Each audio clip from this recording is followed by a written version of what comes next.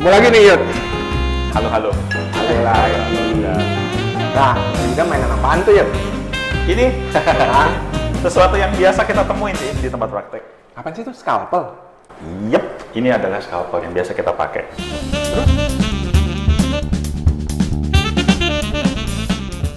Dr. Yuda punya dua tuh ya scalpel di situ. Ada yang panjang bulat, ada yang pendek gepeng. Pilih yang mana Dr. Yuda? Oke. Roni suka yang mana? Saya senang yang bulat. Namanya juga sekolah ya. Apa yang diajarin, digugu dan ditiru, ya nggak? Iya. Jadi ngikutin dengan alur yang udah ada. Pakemnya begitu keluar pun kita masih pakai model pipih seperti ini kan. Tuh, ya kan? Pipih seperti ini. Sebetulnya, kembali lagi kalau masalah enak-enakan sebetulnya preferensinya masing-masing. Saya pribadi mah lebih senang yang bulat, yang seperti pen, ya kan? Pen gripnya tuh jauh lebih enak. Ah, jadi ada pen grip Ya, pen grip. Sementara kalau yang ini bener-bener Jepit grip. Ya, ini modelnya stabilize gitu kan, diem grip.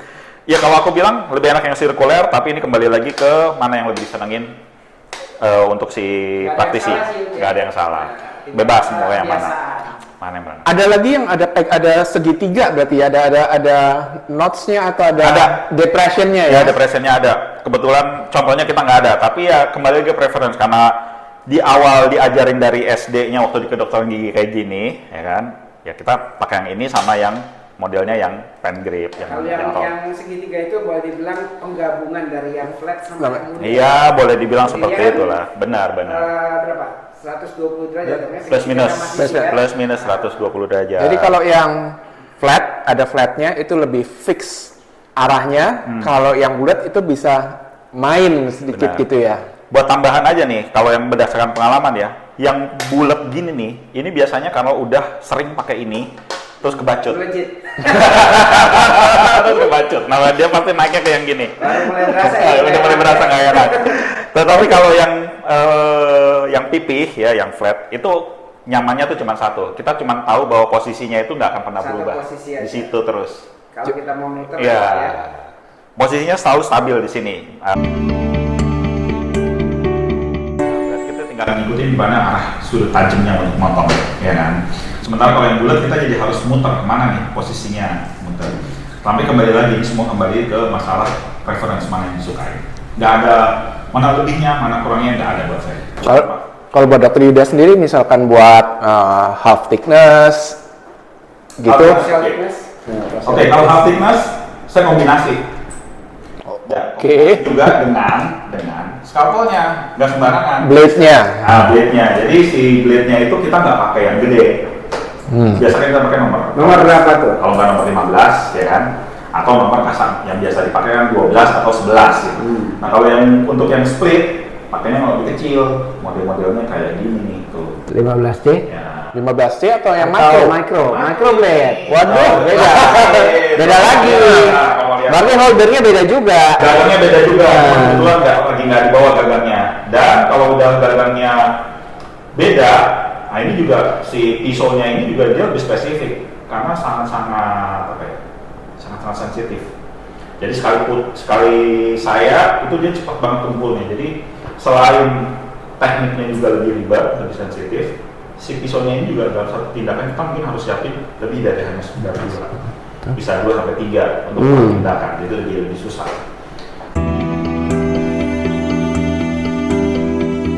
Terus kalau udah tindakan mau nggak mau jahit dong. Ya. Nah, Kebanyakan orang pakai needle holder yang umum dong, ya kan needle holder. arteriklan sama needle holder jadi satu deh. Nggak gitu aja yang buat kawat dipakai juga. Nah kalau saya saranin biasanya bukan saranin. Kalau kita udah mainnya lebih yang pakai micro, misalnya pisaunya micro, main di split, ya pakai model yang lebih kecil juga ininya, si gagangnya. Paling besar jarum nomor berapa tuh, benang nomor berapa Dr. Yud? Kalau buat perio. Oke, tergantung Beda tindakannya, tergantungnya. Kalau buat perio ya, kalau tergantung tindakannya. Kalau kita main tindakan estetik ya, itu benangnya kita benar-benar pakai kecil. Berapa? 5 apa 6 atau 7? Bisa di 5 bahkan ke 6. No, oke. 5, 0, 6, 0 dan semuanya monofilamen. Dan apa ya modelnya yang ini apa PTFE. Itu needle holdernya beda-beda nggak? Kalau misalkan kita pakai 30 dan 60? Beda. Beda ya? Beda. Kenapa? Karena ini ada contoh. Castrovejo, apa Castrovejo ya pakai itunya? Castrovejo. Kalau yang ini kan contohnya ya, ini ada contoh, ini pakai silk lah ya kasarnya ya. Dia ukurannya 40. Dia itu sendiri udah lebih gede si penampan jarumnya. Benangnya. Ya, kita pilih yang automatic ya, dalam hal ini yang bentuk segitiganya menghadap ke bawah si yang lancipnya. Kalau kita pakai yang kecil, si needle holdernya, gripnya akan nggak kuat dan akan cepat rusak si alatnya. Carbide-nya? Yang besar. Carbide-nya. Needle holdernya, jadi ada needle holder ujungnya dari needle holder ini yang berpengaruh karena dia lebarnya berbeda-beda, terus alurnya juga berbeda-beda. Ada yang alur horizontal atau alur yang kayak silang-silang ya. jaring-jaringnya viscose. Nah, itu tergantung. Kalau alurnya silang-silang itu biasanya diutamakan untuk jarum-jarum yang spesifik buat dia supaya jarumnya pas.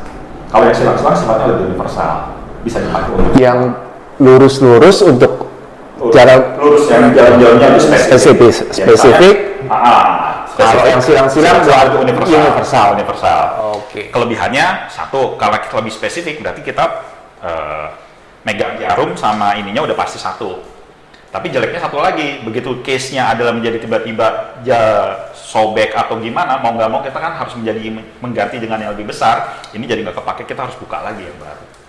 Nah, jadi lebih istilahnya ada keuntungan, tapi juga di sisi lain ada kekurangannya juga. Nah, terus saya pernah lihat nih, yang namanya needle holder itu kan kalau kita lihat ya ibaratnya kalau kita ke supplier itu kan ada yang harganya murah, ada yang harganya mahal. Katanya bedanya di tipnya, benar nggak tuh?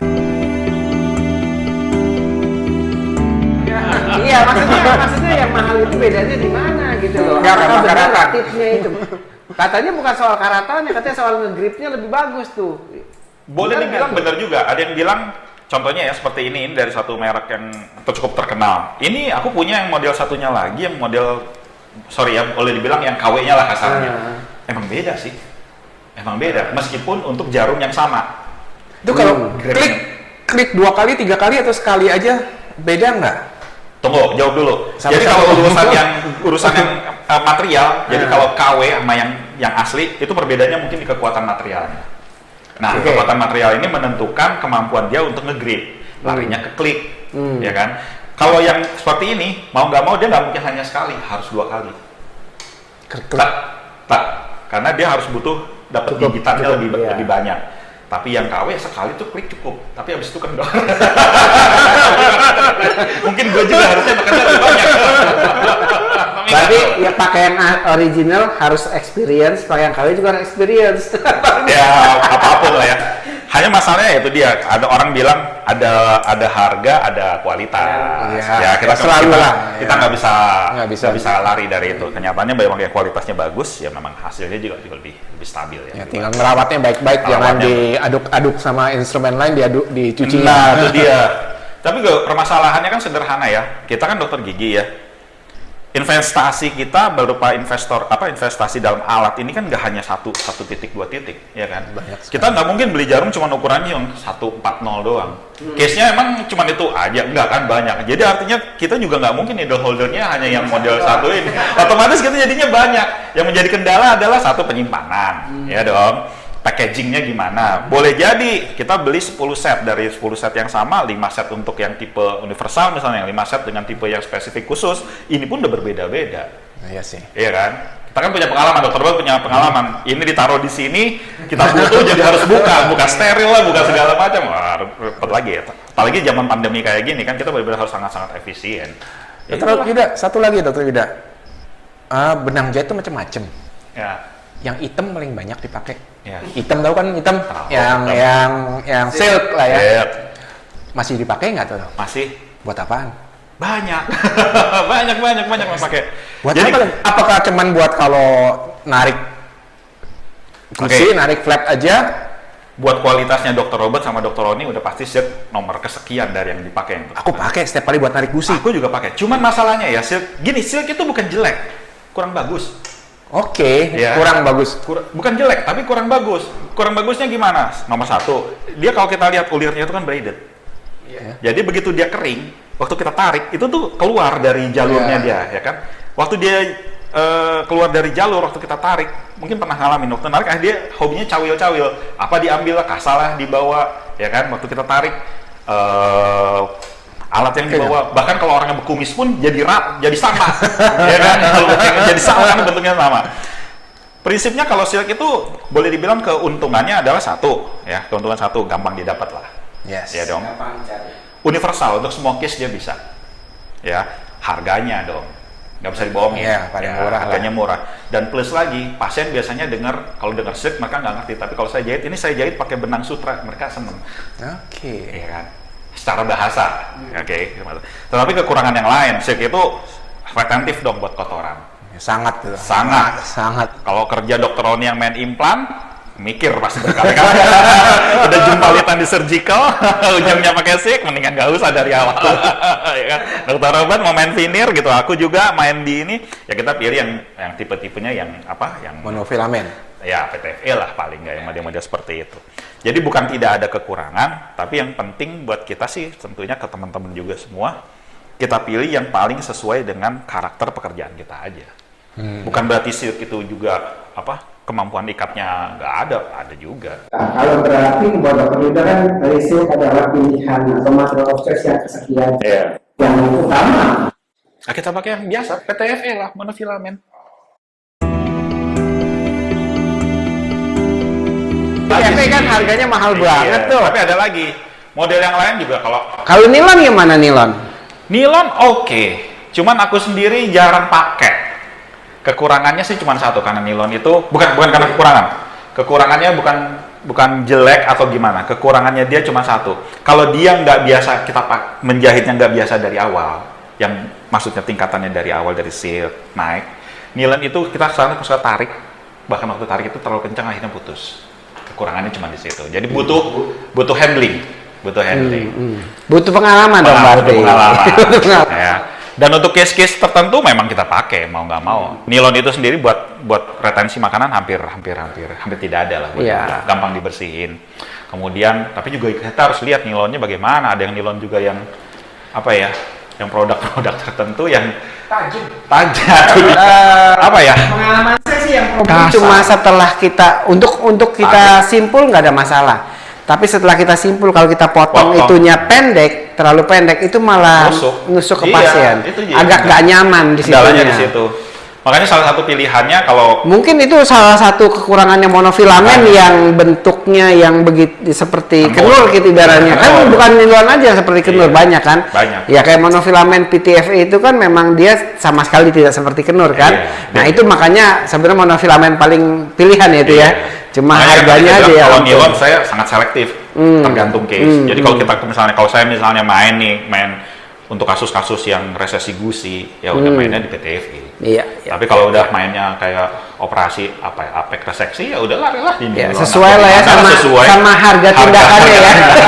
Kalau harga tindakannya cabut gigi pakai PTFE-nya berapa duit? Makanya. Kebanting sama benangnya.